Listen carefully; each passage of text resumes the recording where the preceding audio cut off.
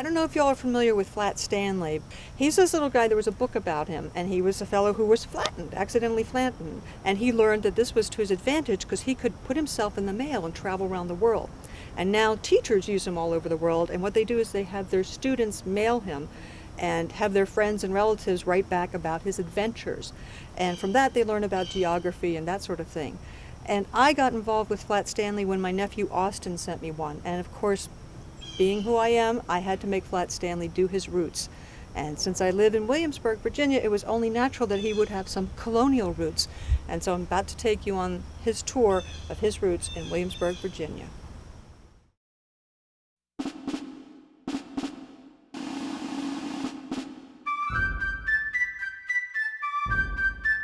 Hi, I'm Flat Stanley, and boy, have I been having a fun adventure.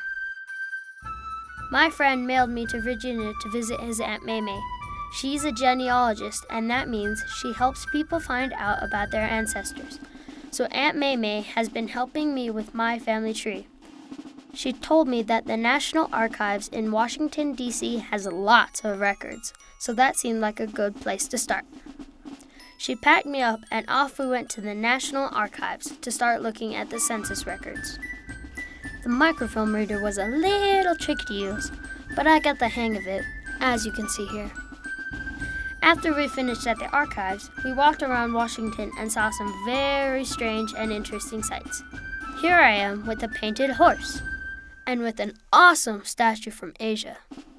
Finally, I went back to Maymay's and entered all the information I found at the archives into her computer. Then I printed out my family tree.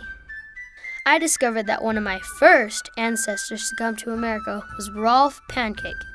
He lived in colonial Williamsburg, so I decided to go visit and walk the streets he had walked. Since I wanted to fit in, I made myself a tri-cornered hat like the ones they used to wear. My Nana, Seaton Squished, sometimes uses the name of Shields, so when I saw Shields Tavern, I just had to get my picture taken. Then I met a judge with a hat like mine and asked if I could take my picture with him. He agreed, but he wasn't very happy about it, so he sent me to the stockade.